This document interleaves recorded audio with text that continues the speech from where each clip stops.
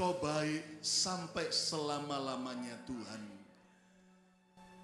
Biar kami tetap Tuhan tidak pernah meragukan kesetiaan-Mu. Melewati perubahan musim dalam hidup kami. Kami percaya kesetiaan-Mu sungguh terbukti. Kalau sampai hari ini kami masih bisa mencari wajah-Mu. Kami sadar Tuhan ada berkat khusus yang Kau beri buat kami hari ini.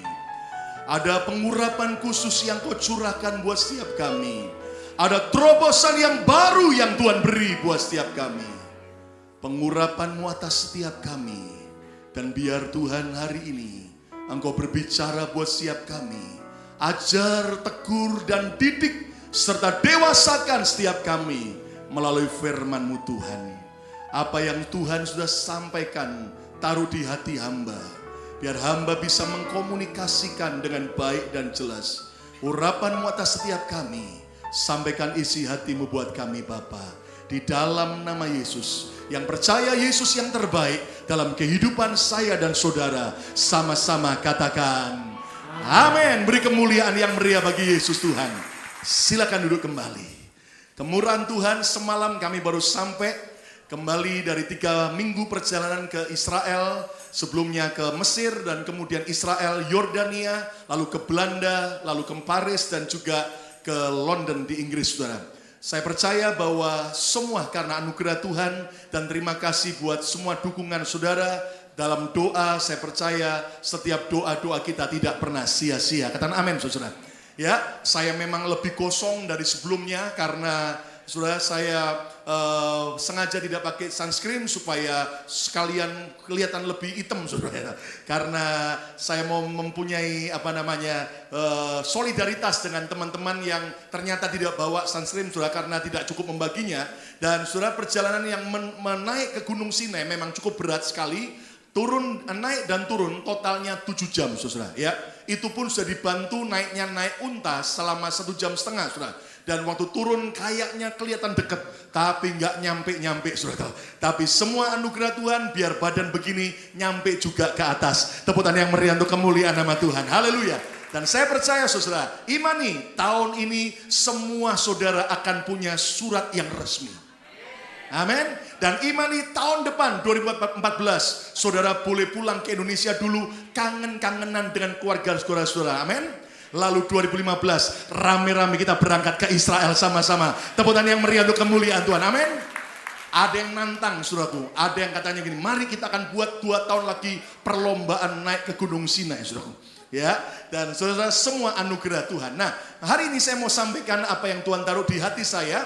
Mari kita lihat dalam Keluaran 15 ayat 20 sampai ayat yang ke-27. Keluaran pasal 15 ayat 20 sampai ayat 27. Latar belakang daripada ayat ini adalah ketika Tuhan bebaskan bangsa Israel dari perbudakan di Mesir. Dan Tuhan kirim Musa untuk membebaskan mereka. Lihat Keluaran 15 ayat 20 mulai. Lalu Miriam, saudara atau kakak daripada Musa. Lalu Miriam Nabiah itu, saudara perempuan Harun, mengambil rebana di tangannya. Dan tampillah semua perempuan mengikutinya, memukul rebana serta menari-nari. Itu sebabnya lebih baik pria-pria tidak main rebana, saudaraku. Karena Alkitab berkata semua perempuan. Ayat 21. Dan menyanyilah Miriam memimpin mereka. Menyanyilah bagi Tuhan, sebab ia tinggi luhur. Kuda dan penunggangnya, yaitu Firaun dan orang-orang Mesir tentaranya, dilemparkan Tuhan ke dalam laut. Saudara lihat bagaimana orang-orang Israel melihat mujizat Tuhan. Laut Merah terbelah jadi 2 dan mereka lewat, dan kemudian Tuhan tutup bagi orang Israel, bagi orang Mesir, sehingga orang Mesir mengalami kematian. Maka mereka bersorak-sorai memuji Tuhan, sekitar 3 juta bangsa Israel. Tapi lihat apa yang terjadi hanya beberapa hari kemudian. Lihat ayat 22.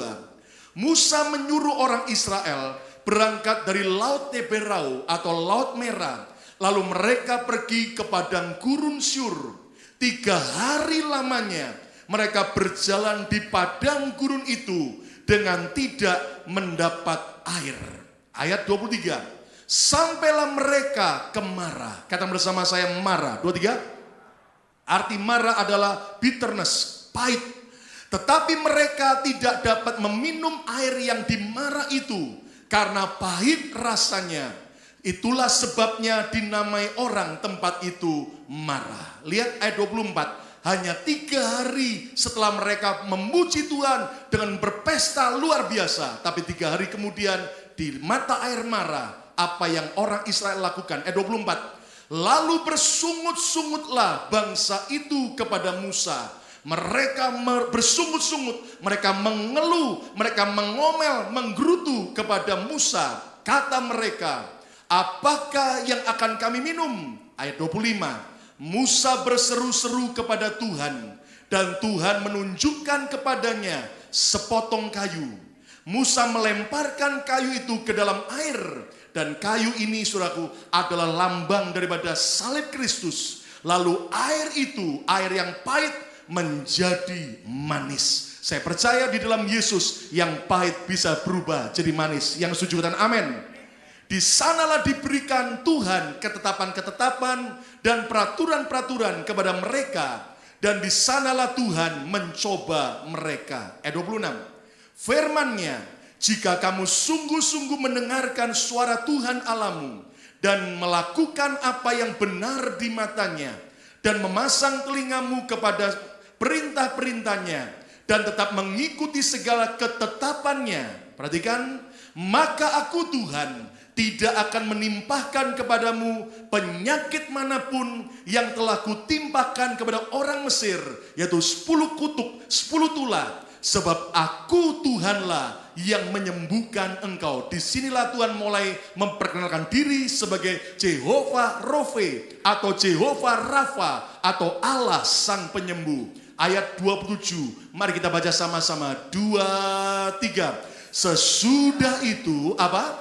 Sampailah mereka di Elim. Kapan? Sebelum Elim, yaitu Mara. Dari Mara Tuhan siapkan mereka menerima Elim. Terus di sana ada berapa?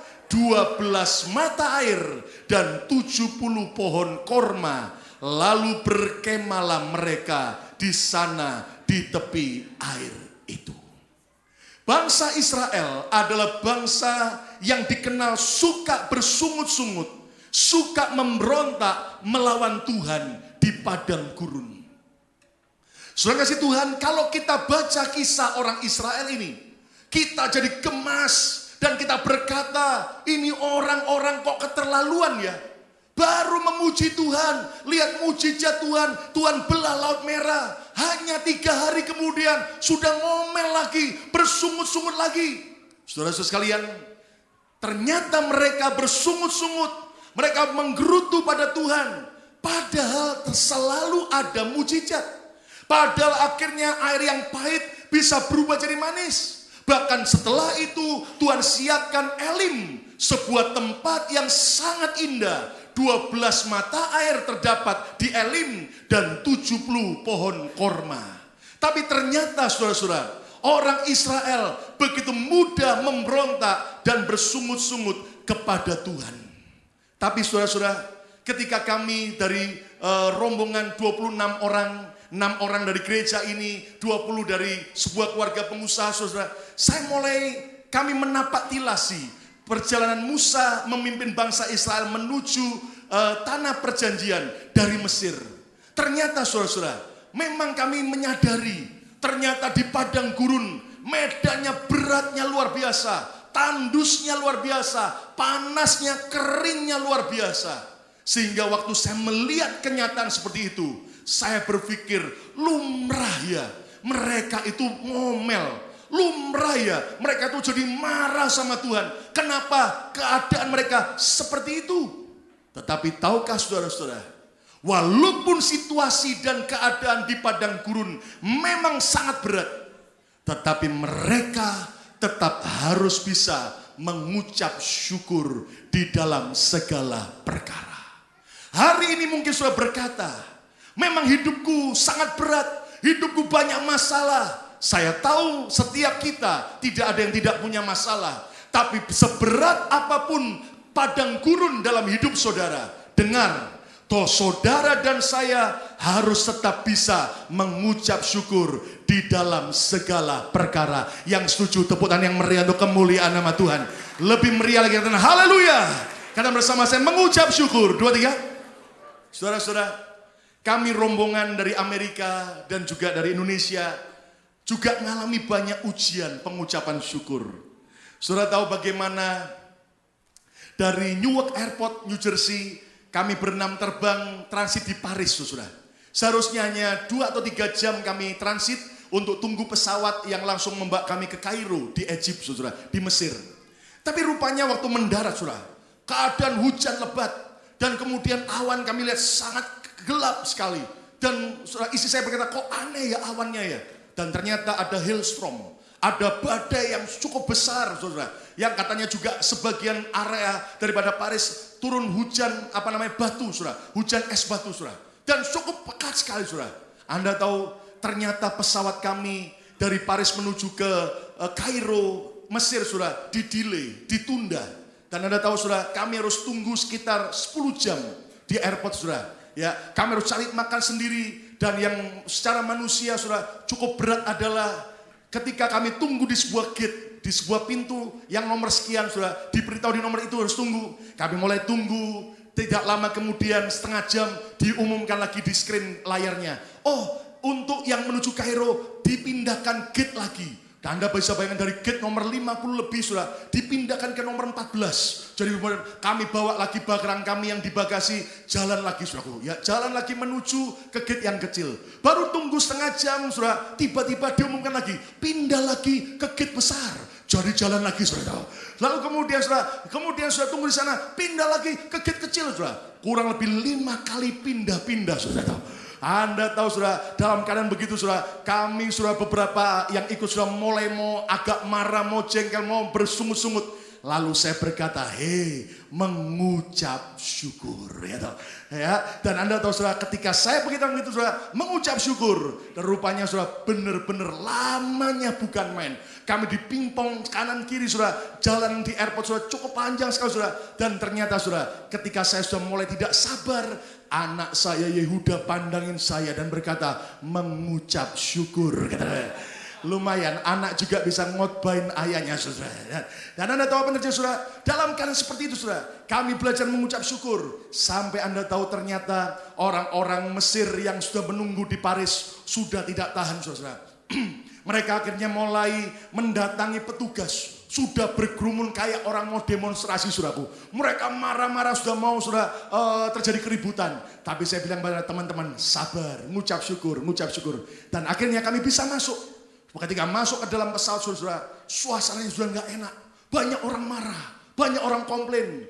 Begitu saya duduk di kursi, saudara, bagian kursi paling belakang ada seorang pria, orang Egypt, saudara. Teriak-teriak. Saya nggak tahu, saudaraku, teriaknya pakai bahasa apa awalnya. Ya memang ternyata pakai bahasa Mesir, saudara.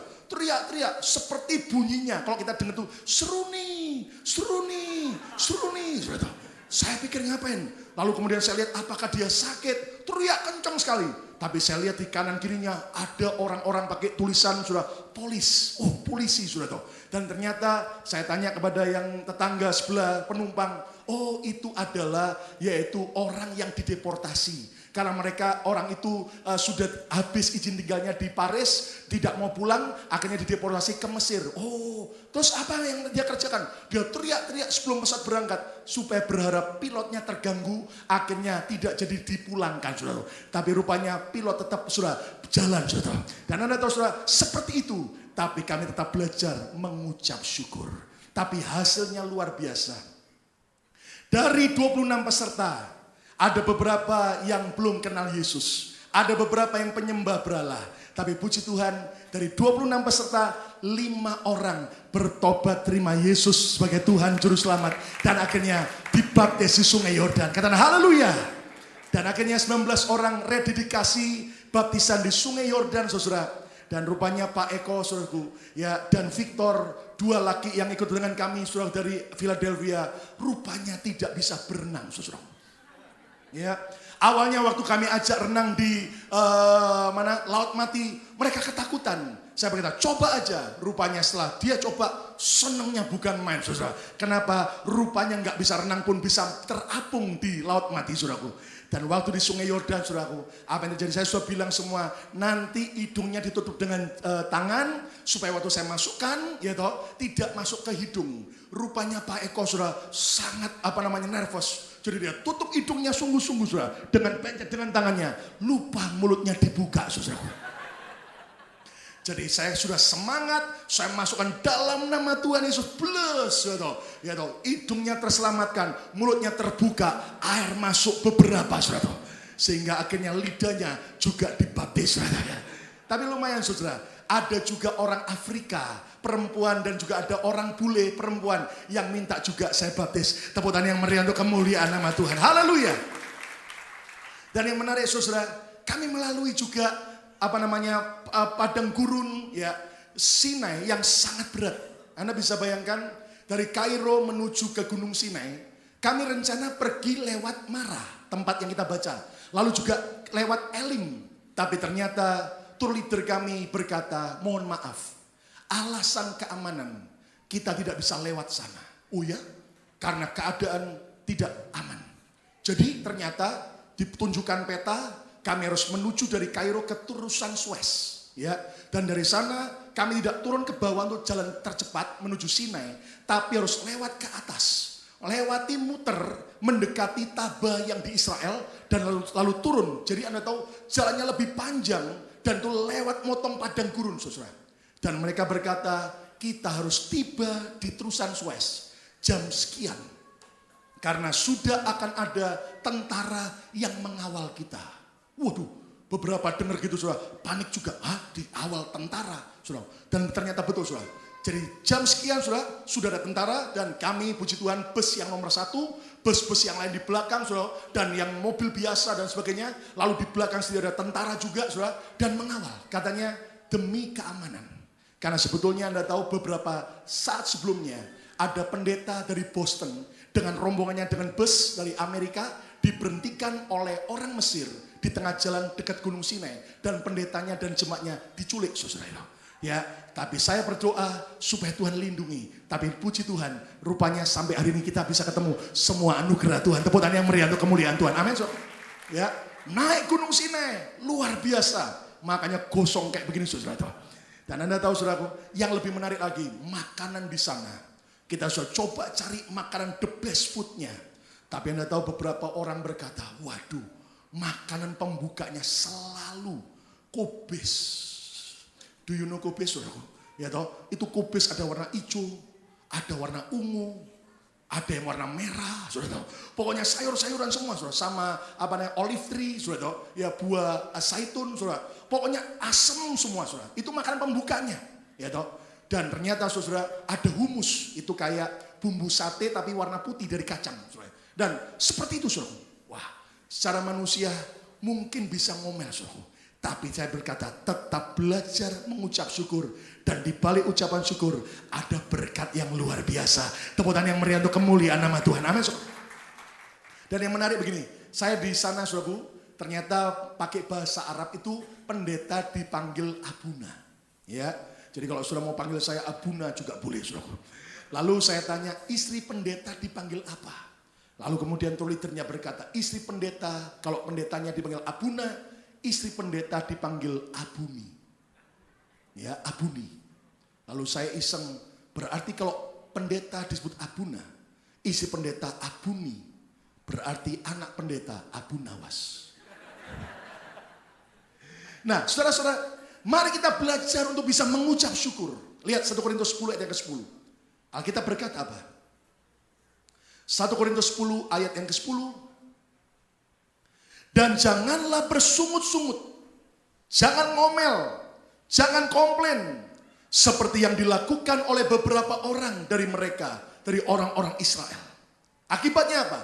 Sehingga mereka dibinasakan oleh malaikat maut.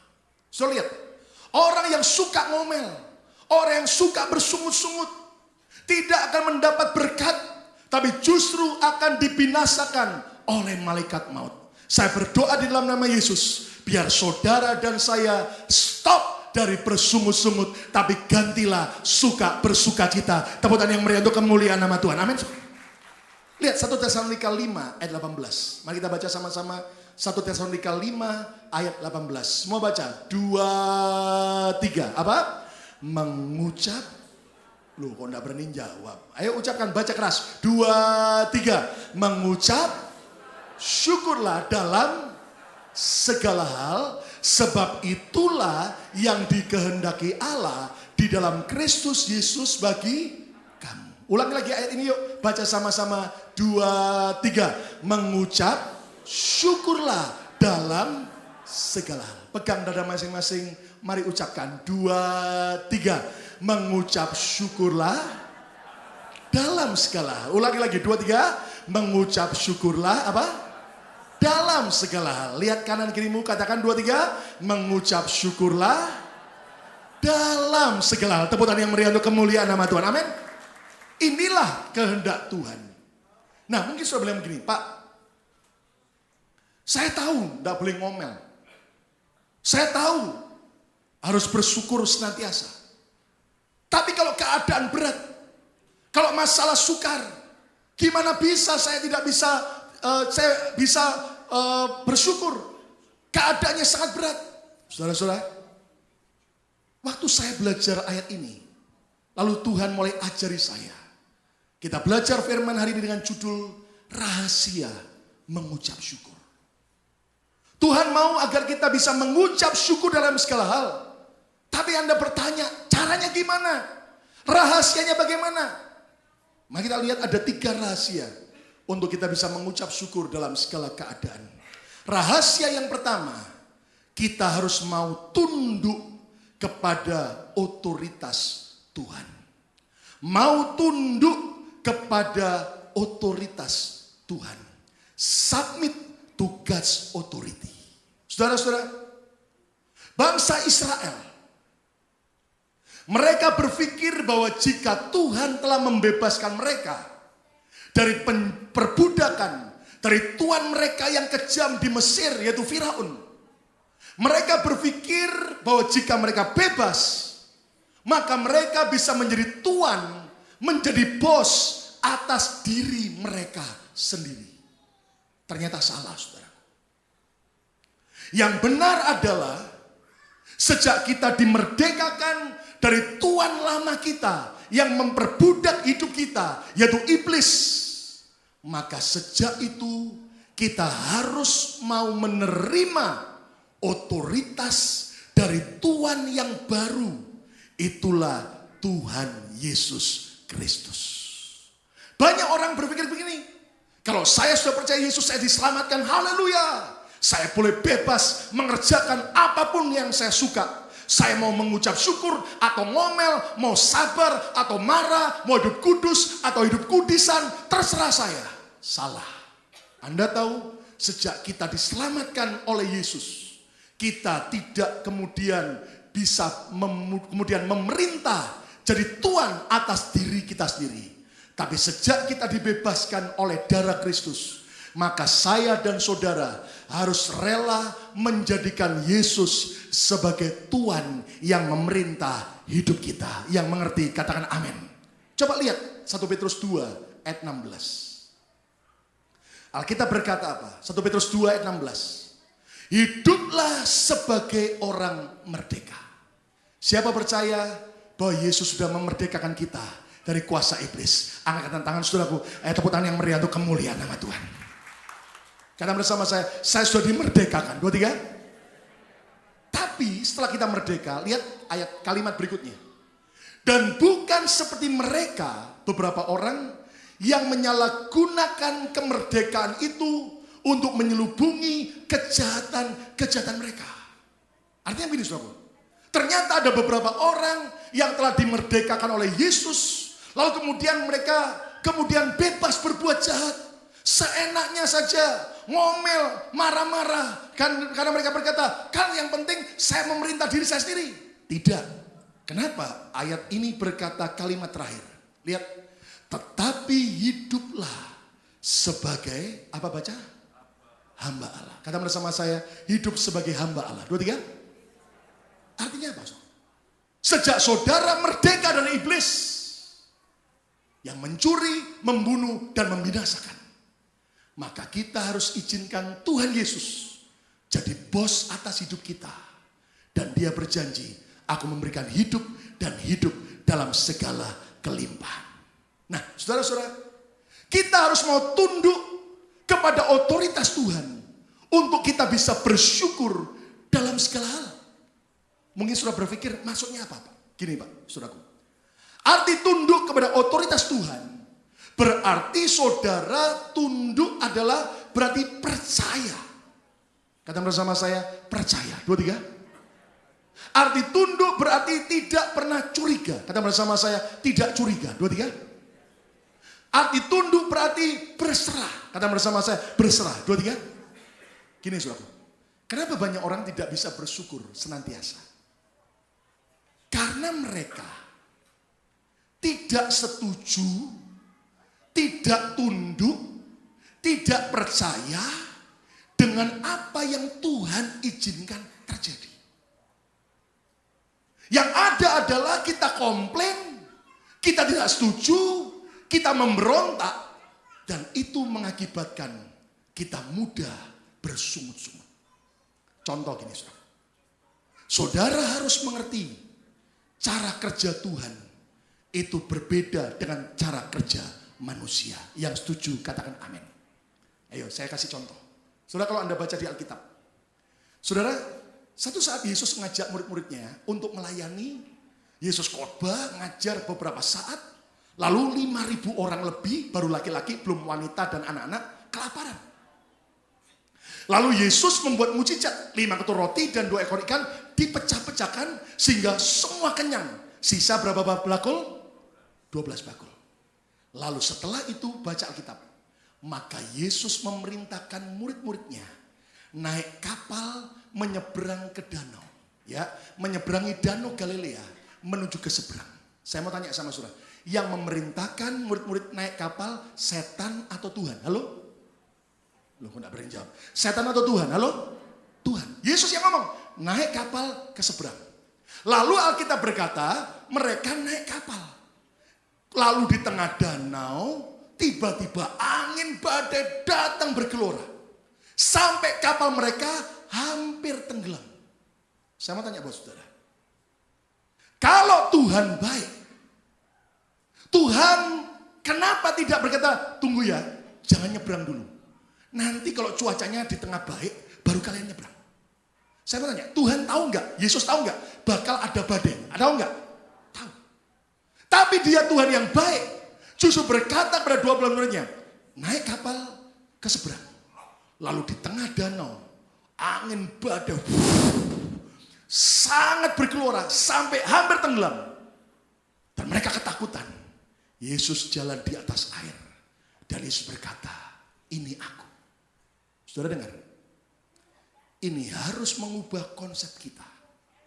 Kalau saudara ikut Yesus, Anda taat akan perintah Tuhan, bukan berarti semua hidupmu tanpa persoalan. Bukan berarti kemudian saudara lancar semua. Anda harus berubah. Kenapa? Karena ternyata kalau Anda taat sama Yesus, Anda juga diizinkan Tuhan lewati angin badai, tapi tujuannya supaya mujizat dinyatakan. Tepuk tangan yang meriah untuk kemuliaan Tuhan. Katakan amin. Dan percayalah, di tengah badai yang sangat menakutkan sekalipun, pribadi Yesus datang pada saudara dan dia berkata, ini aku. Ini aku Tuhan yang siap menolong hidupmu. Katakan amin. Saudara-saudara, mari kita belajar cara kerja Tuhan. Setelah salib, pasti ada mahkota.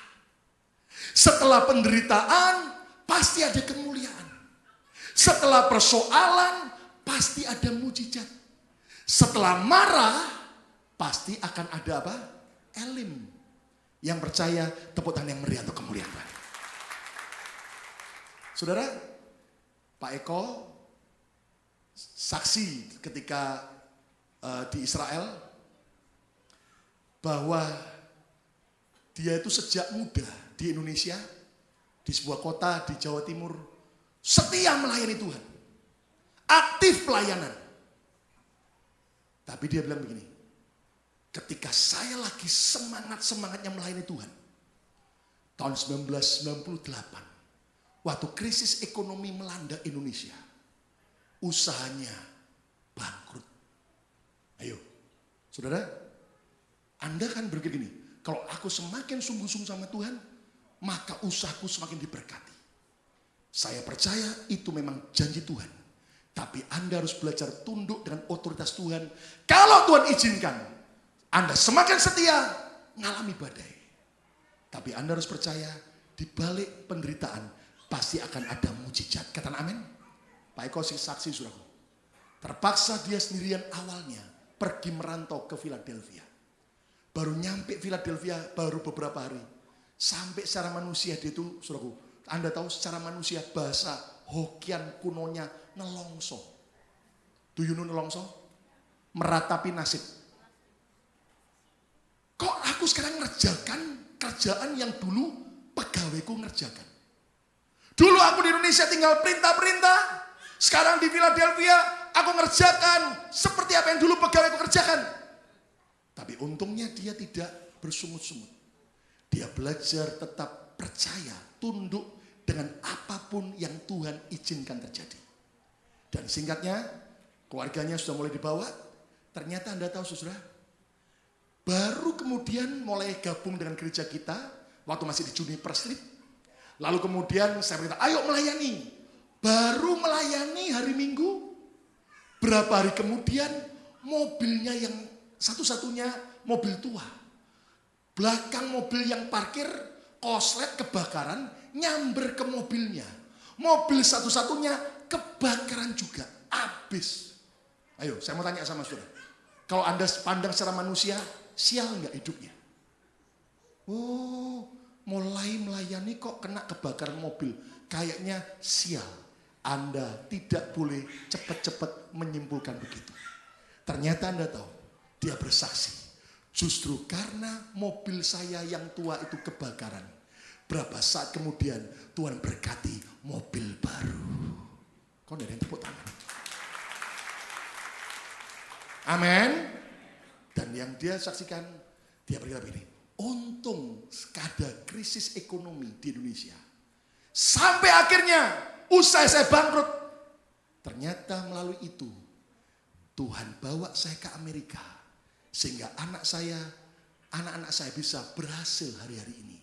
Dan dia berkata, yang ajaib, dia bilang, ayah saya dulu pinter bahasa Belanda, tapi belum pernah pergi ke negeri Belanda. Tetapi saya tidak bisa bahasa Belanda, tapi juga nyampe ke negeri Belanda. Dan yang ajaib dia bilang ini, Tuhan ajaib. Anda bisa bayangin, dia ke Amerika, ke Israel, suatu. Anak dan menantunya membiayai biayanya.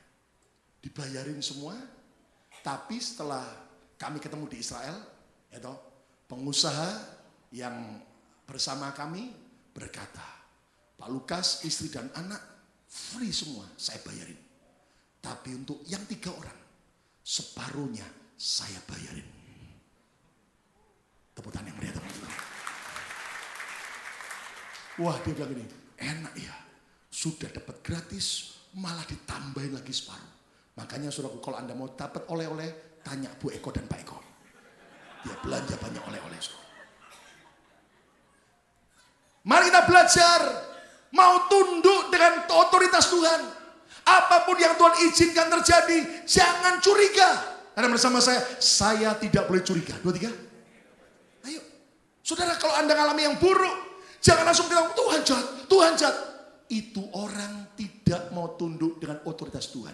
Kalau Anda belajar tunduk dengan otoritas Tuhan, berserah, percaya, tidak curiga, lihat mujizat akan terjadi. Tepuk tangan yang meriah untuk kemuliaan nama Tuhan. Amin. Yang kedua, rahasia mengucap syukur dalam segala keadaan. Yang kedua, mau setia kepada otoritas pemimpin. Mau setia kepada otoritas pemimpin.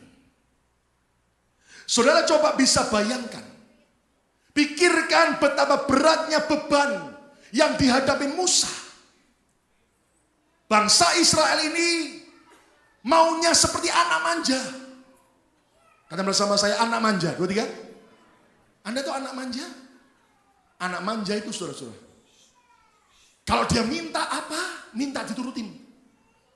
Dan kalau diturutin, happy, papa baik, mama baik. Tapi begitu dia minta sesuatu dan orang tuanya berkata tidak, maka dia akan marah, dia akan komplain, dia akan bersungut-sungut, dia akan unjuk rasa. Saya mau beritahu saudara, betapa kita mirip seperti anak manja. Ikut Tuhan, kalau dikasih apa yang kita mau, kita beri, Tuhan kau baik, Tuhan baik. Tapi begitu kita tidak diturutin, marah, bersungut-sungut. Nah, Anda bisa bayangkan, orang Israel ini maunya seperti anak manja, sudah kayak anak manja, jual mahal lagi. Anda tahu jual mahal? Sok jual mahal. Maaf saudaraku, mereka sampai begini, kenapa ya Tuhan bawa kami keluar dari Mesir? Kan lebih enak tetap di Mesir. Anda tahu nggak? Itu kurang ajar. Kenapa? Padahal Tuhan itu membebaskan mereka keluar dari Mesir, itu menjawab doa mereka. Betul nggak? Mereka udah lama berdoa minta sama Tuhan, Tuhan kami dijajah oleh orang Mesir, bebaskan kami. Maka Tuhan kirim Musa untuk membebaskan mereka. Sudah dibebaskan, jadi anak manja, lalu saudara jual mahal. Coba saya tanya kanan kiri, model gini ini manja nggak? Loh, kok diam semua? Biar kumis tebel belum tentu sudah dewasa, saudaraku. Lihat, ngambekan. Gitu. Nanti jual mahal. Kalau ada maunya baik. Saya tuh sudah lihat saudara, ya toh. Ada orang itu kalau ada maunya baik. Ya toh. Tapi kalau sudah enggak diturutin, langsung saudara. Nah, saya mau beritahu sama saudara. Belajar untuk tidak jadi anak manja. Tidak dari Kristen yang manja, tapi belajarlah untuk setia kepada otoritas pemimpin saudara yang mengerti, katakan amin. Nah, siapa sih pemimpin saudara? Dengar, pemimpin kita itu saudara jangan cuma bilang tentang presiden, bukan. Pemimpin dalam hidup kita, ingat, suami adalah kepala istri. Tidak ada yang amin. Makanya Alkitab berkata, hai istri, apa? Hah? Udah berani ngomong semua? Halo? Ibu-ibu? Hai istri apa? Apa? Tanduklah suamimu. Makanya banyak suami itu bilang gini sama saya, Pak Lukas tolong. Kenapa? Pak Lukas tolong yang ngomongin istri saya. Loh kenapa? Pak, kalau saya suaminya yang ngomong Pak, enggak mau denger Pak. Mesti pendeta yang ngomongin. Iya, ngomong apa Pak? Ngomongin sama istri saya Pak. Kalau makan tolong siapkan. Loh. Ya ngomong sendiri dong Pak. Nggak didengar Pak. Istriku Pak, pokoknya nggak mau tunduk. Nah, ibu-ibu, para istri-istri, suami itu adalah pemimpin. Nggak ada yang amin. Dalam rumah tangga, dalam keluarga, siapa pemimpin saudara? Orang tua. Ya kan? Nah, saudara-saudara, belajarlah setia, setuju dengan yang orang tua saudara kerjakan. Yang sesuai kehendak Tuhan. Kenapa saudara? Sering kali gini, satu hari ada seorang anak wanita. Ribut sama maminya. Ribut berantem, ribut. Lalu ini anak wanita teriak, saya mau keluar dari rumah. Dia pergi saudara, hujan lagian. Dia sambil basah kuyup, tanpa sandal jepit saudara. Dia cuma dengan tanpa alas kaki, dia jalan malam itu saudara. Ibunya teriak, jangan. Tapi dia tetap lari. Sampai dia menggigil kedinginan, lapar. Dia lihat di perempatan jalan ada sebuah warung soto. Waktu menggigil kedinginan lihat, si tukang soto lihat ini anak wanita. Lalu dipanggil, kasihan. Disuruh makan. Dia bilang, aku gak punya duit Pak. Makan, gratis saya beri semangkok soto. Dia makan sambil nangis. Loh kenapa kamu kok nangis? Bapak ini kita gak kenal, baru ketemu sekarang. Kok begitu baiknya? Tidak sebaik ibu saya. Ibu saya kejamnya luar biasa. Mami saya kejam. Makanya saya tinggalkan mami saya. Saya gak mau pulang lagi. Anda tahu si warung soto pemiliknya langsung marahin ini wanita. Dia bilang ini, kamu yang salah. Kamu baru ketemu saya saja sekali. Saya kasih mangkok soto gratis. Kamu bilang saya baik. Apa kamu tidak pernah lihat kebaikan ibumu yang begitu banyak? Yang kamu lihat cuma kejelekannya. Ini anak wanita nangis. Pulang balik ke rumah. Lihat mamimu pasti sudah menunggu kamu. Dan betul saudaraku, dia balik pulang ke rumah. Belum sampai rumah dia lihat maminya sudah tunggu. Lari mendekat dan memeluk dia. Saudara, belajar setia dengan pemimpin kita. Di sekolah guru kita adalah pemimpin. Di tempat pekerjaan ada bos kita, supervisor kita, leader kita adalah pemimpin dalam pekerjaan. Belajar setia. Di gereja juga ada gembala sidang, itu adalah pemimpin di dalam gereja. Dalam pemerintahan juga ada pemerintah bangsa. Saudara, mari kita belajar. Kalau saudara mau belajar mengucap syukur dalam segala keadaan, kita harus mau setia dengan otoritas pemimpin. Lihat ayat Ibrani 13 ayat 17. Mari baca sama-sama Ibrani 13 ayat 17. Yuk baca. 2, 3. Taatilah siapa? Pemimpin-pemimpinmu dan apa? Tunduklah kepada mereka sebab mereka berjaga-jaga atas apa? Jiwamu sebagai orang-orang yang harus bertanggung jawab atasnya.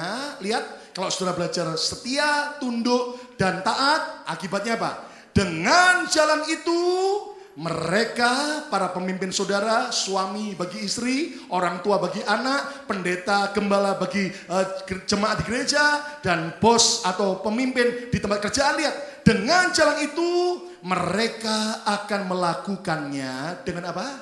Gembira. Kata bersama saya, dengan gembira. 2, 3. Bukan dengan keluh kesah, sebab hal itu tidak akan membawa keuntungan bagimu. Lihat kemari. Kalau saudara tidak pernah belajar setia dengan otoritas pemimpin saudara, itu akan membuat para pemimpin berkeluh kesah. Kalau mereka berkeluh kesah terus, makanya Anda tahu kenapa di survei banyak suami cepat mati dibanding istri. Karena banyak istri tidak pernah tunduk dengan suaminya. Membuat suami jantungan terus. Berkeluh kesah terus. Itu tidak membawa keuntungan. Tidak ada berkat. Saya percaya gereja ini akan lebih diberkati Tuhan lebih lagi. Kalau kita semua belajar setia dengan pemimpin. Tepuk tangan yang meriah untuk kemuliaan nama Tuhan. Amin. Saudara, kenapa? Sebab itu tidak akan membawa keuntungan. Kalau kita membuat pemimpin kita berkeluh kesah. Anda tahu? Saking itu orang Israel suka ngomel, suka marah, suka berontak. Membuat Musa pemimpin mereka tidak boleh masuk tanah perjanjian. Kami pergi ke Gunung Nebo dari Yordania. Ke tempat di mana katanya Musa memandang tanah perjanjian. Kami juga ke sana lihat. Dan kami berdoa, Tuhan berikan kepada kami penguasaan diri. Supaya bisa kuasai emosi. Kuasai setiap hawa nafsu. Supaya kami tidak ulangi kesalahan Musa. Tidak boleh masuk tanah perjanjian. Hanya cuma lihat.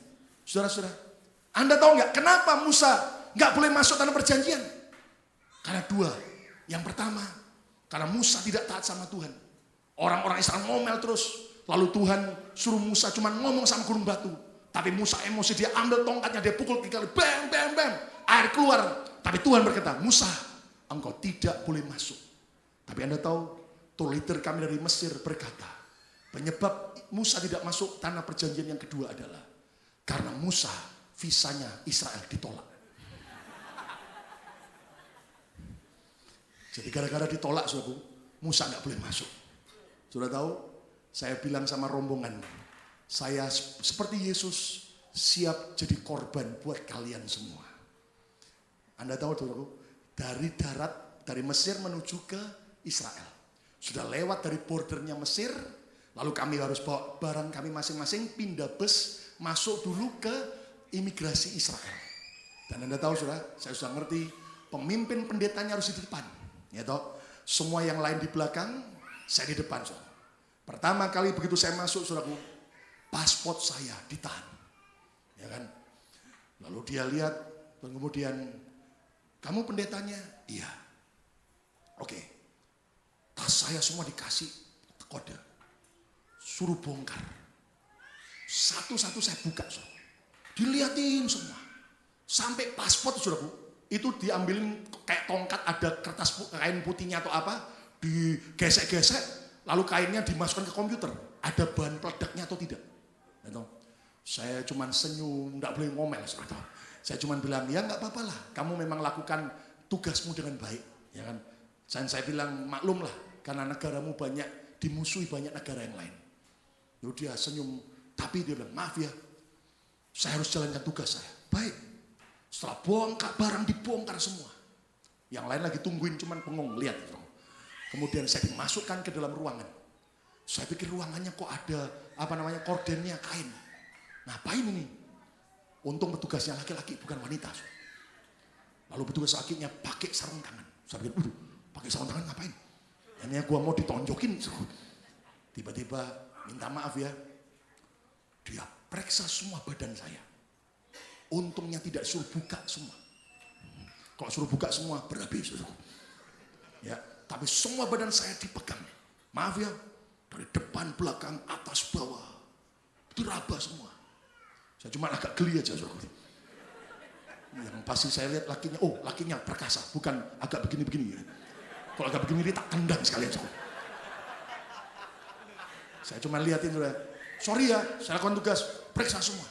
Saya akhirnya cuma mengucap syukur. Aduh, saya bilang, kemarin habis dari Gunung Sinai, pegel semua. Kok pijitannya cuma diraba-raba. Sekalian agak keras begitu loh, kan enak. Ya kan? Setelah selesai bilang, maaf ya, nggak apa-apa, saya bilang. Kamu mengerjakan tugasmu dengan baik. Dia bilang, thank you, terima kasih. Dan semua nungguin saya. Saudara, lihat, masuk ke Israel. Susah kayak begitu, saudara. Ya kan? Jadi Musa itu, saudaraku, gara-gara orang Israel berontak terus, maka dia tidak bisa masuk tanah perjanjian. Nah, saudaraku, belajarlah setia. Kata bersama saya, belajar setia. 2, 3. Orang Kristen itu harus punya kesetiaan. Punya loyalitas. Punya komitmen. Karena kesetiaan menuntut komitmen. Kesetiaan menuntut loyalitas. Maaf saudaraku. Berapa banyak orang bilang ini, cerai aja pendeta. Saya mau cerai. Loh kenapa? Nggak tahan. Mau cari yang lain lagi. Sudah tahu nggak? Apa bedanya pernikahan dengan restoran? Beda. Restoran Anda makan di sana cocok, makan lagi. Nggak cocok Anda pindah restoran lain. Pernikahan, saudara harus belajar setia. Tepuk tangan yang meriah untuk kemuliaan Tuhan. Apa bedanya keluarga saudara dengan restoran? Apa bedanya gereja dengan restoran? Berapa banyak orang gampang sekali tidak setia. Kenapa? Karena mereka anggap keluarga, mereka anggap gereja hanya kayak restoran. Apa bedanya Yesus dengan restoran? Beda. Anda ikut Yesus, enak maupun senang, tetap setia dan lihat ujungnya adalah berkat yang berlimpah-limpah. Kata haleluya. Yang terakhir, yang ketiga, rahasia mengucap syukur dalam segala keadaan. Yang ketiga adalah mau mengerjakannya karena cinta, bukan karena perintah. Mau mengerjakannya karena cinta, bersyukur senantiasa karena cinta. Taat akan firman Tuhan karena cinta, bukan cuma terpaksa karena sebuah perintah. Kenapa, saudara? Karena segala sesuatu yang dikerjakan hanya karena perintah pasti terasa berat, tapi seberat apapun perintah akan terasa ringan jika motivasinya adalah karena cinta. Ayat yang terakhir 1 Yohanes 5 ayat yang ketiga. Alkitab berkata apa? Yuk kita baca sama-sama 1 Yohanes 5 ayat yang ketiga. Semua baca keras. 2, 3. Sebab inilah kasih kepada Allah, cinta kepada Tuhan. Apa? Yaitu bahwa kita menuruti perintah-perintahnya. Lihat kalimat terakhir, baca sama-sama 2, 3. Perintah-perintahnya itu tidak berat. Kata bersama saya, tidak berat. 2, 3. Jujur, ayo. Bersyukur senantiasa itu berat atau gampang? Berat. Tapi terasa ringan kalau saudara karena cinta. Sampai hari ini kenapa banyak orang masih terus memperdebatkan? Kenapa harus memberi perpuluhan di gereja? Kenapa harus membawa korban uang di gereja? Maaf, orang yang masih terus memperdebatkan begitu adalah orang yang tidak cinta Tuhan. Kalau orang cinta, dia tidak hanya bicara soal perpuluhan, tapi 100% pun dia siap berikan kepada Tuhan. Tepuk tangan yang meriah untuk kemuliaan Tuhan. Amin. Kenapa ada orang masih meributkan? Ngapain tiap hari harus baca Alkitab? Ngapain harus berdoa saat teduh 1 jam 1 hari? Ngapain? Orang itu belum cinta. Kalau orang cinta, jangankan cuma 1 hari, cuma 1 jam. 24 jam pun dia akan kerjakan karena cintanya kepada Tuhan. Katakan amin, sobat. Kenapa masih ada banyak orang bilang ini? Ngapain harus ke gereja tiap hari Minggu 2 jam, buang waktu. Itu orang belum cinta. Kalau orang cinta, jangankan 1 hari Minggu cuma 2 jam. Dari hari Minggu 6 jam pun, 10 jam di gereja pun, aku akan kerjakan karena cinta. Tepuk tangan yang meriah untuk kemuliaan Tuhan. Amin. Cinta sejati menuntut tanggung jawab. Kata bersama saya, tanggung jawab. 2, 3. Lebih keras, tanggung jawab. 2, 3. Saudara, waktu di Paris, kami naik bus merah untuk city tour. Dan ternyata lewat sebuah sungai. Dan ada satu jembatan, saya lihat beberapa kali itu jembatannya kok aneh. Besinya hitam, gitu. Tapi di tengah-tengahnya itu kok kuning-kuning, emas. Saya pikir itu dikasih pita emas atau dikasih kayak hiasan emas gitu. Ternyata Pak Eko malah lebih tahu. Pak, itu bukan pita, itu gembok. Tahu gembok? Itu terkenal Pak di Paris. Waduh. Saya sampai hotel, saya Google, cari.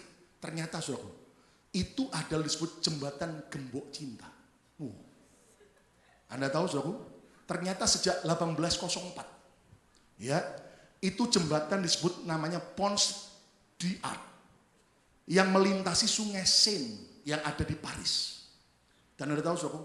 Ternyata itu saudara kanan kirinya jembatan itu penuh dengan gembok. Do you know gembok? Tahu gembok? Itu apa ya? Gembok itu namanya? Gembok ya? Loh. Itu ternyata jembatannya semuanya penuh dengan gembok. Lalu ternyata begini saudara. Karena dipercaya bagi mereka yang lagi jatuh cinta, cinta mereka akan abadi. Kalau sama-sama ke sana, terus kemudian sama-sama di gemboknya itu ditulis nama mereka. Acong Love Mejen.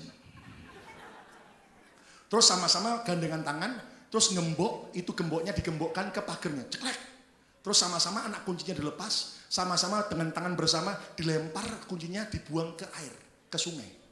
Katanya cintanya akan abadi. Bayangin soku, sejak 1804 sampai sekarang, itu jembatan gembok semua soku. Jadi dari jauh itu mengkilat kuning emas, ternyata gembok. Nah dengar saudara, cinta itu bukan cuma soal gembok. Terus ciuman di jembatan itu terus nyebrok cepat. Terus nanti giliran ada tanggung jawab kabur. Enggak. Cinta tidak hanya bicara soal romantisme, tapi cinta bicara tanggung jawab. Tepuk tangan yang meriah untuk kemuliaan Tuhan. Amin. Dan kalau engkau kerjakan semua karena cinta, lihat kerja seberat apapun, ngucap syukur. Amin. Gitu. Hidup seberat apapun, ngucap syukur. Kenapa? Karena engkau cinta. Rahasia mengucap syukur dalam segala hal. Yang pertama, mau tunduk kepada otoritas Tuhan. Yang kedua, mau setia kepada otoritas pemimpin. Dan yang ketiga, mau mengerjakannya karena cinta, bukan karena perintah. Tutup Alkitab saudara, kita akan berdoa bersama-sama. Saudara, saya hanya mau taat dengan Tuhan. Sejak tadi pagi kami kerjakan. Tuhan perintahkan kami akan urapi saudara. Dengan minyak pengurapan yang kami bawa dari Israel. Jangan berhalakan ini minyak biasa, minyak zaitun biasa. Tapi kita percaya seperti Tuhan mengurapi murid-muridnya. Kami berdoa juga supaya saudara diurapi Tuhan. Karena gini saudara, ada yang tanya sama saya, Pak kenapa sih perlu ada pengurapan minyak? Kenapa sih? Ada banyak ayatnya sebetulnya, cuman saya beri sedikit. Saudara tahu nggak? Dalam Mazmur 23, Daud berkata begini, ketika dia berkata, Tuhan adalah gembalaku yang baik, takkan kekurangan aku. Tapi ada ayat yang bilang begini, Ia mengurapi kepalaku dengan minyak. Jadi gembala itu mengurapi domba-dombanya dengan minyak. Apa tujuannya? Yang pertama, domba itu diurapi dengan minyak Di mananya? Di lukanya. Jadi kalau dombanya kena duri, luka. Di kepalanya atau di mananya, kakinya, dikasih minyak. Supaya apa? Lukanya sembuh. Anda percaya saat kau terima pengurapan minyak, yang sakit disembuhkan hari ini juga. Tepuk tangan yang meriah untuk kamu lihat Tuhan. Amin. Tidak hanya cuma sakit tubuh, tapi ekonomi, sakit jiwa, ya toh, yang sakit hati, ya toh, yang tadi gemboknya sudah dibongkar sama setan, padahal sudah masang 100 gembok Pak, tapi tetap suami masih kabur sama kuntilanak, itu hati harus dikasih minyak urapan, kata namanya cukup. Nah, yang kedua, kenapa gembala itu mengurapi dombanya dengan minyak? Anda tahu nggak? Dikasih minyak di kepala dan juga di leher, di telinga. Karena gini saudara, Anda tahu di padang gurun itu lalatnya banyak, bukan main. Saya kalau cerita sama saudara detailnya Anda nggak tega. Anda bisa bayangin, kami nggak ada pilihan lain di terusan Suez. Itu saudaraku, kami makan ayam bakar. Dan ayam bakar, Pak Eko berkata, plus yaitu lalat bakar. Lalatnya bukan cuma beberapa ekor, banyak. Ya, tidak ada pilihan lain. Nah, Anda tahu, domba itu telinganya perlu dikasih minyak. Supaya apa? Lalat tidak bisa masuk ke dalam telinganya domba. Karena kalau masuk, lalat itu akan bertelur di dalam telinganya, lalu jentik-jentiknya keluar, bertumbuh, maka masuk ke otaknya. Dombanya jadi gila. Makanya dikasih minyak supaya tidak gila. Saya berdoa, ini bicara proteksi Tuhan atas hidup saudara dan saya. Tepuk tangan yang meriah untuk kemuliaan Tuhan. Amin. Lalu yang ketiga, minyak itu bicara cinta. Sudah tahu? Seperti Maria, dia bawa minyak narwastu karena cinta. Dan dalam Kidung Agung juga ada ayat berkata, minyak itu ketika ada mempelai laki-laki dan perempuan. Saya percaya cinta dari Tuhan akan melimpah buat kita semua. Ayo kita beri bersama-sama.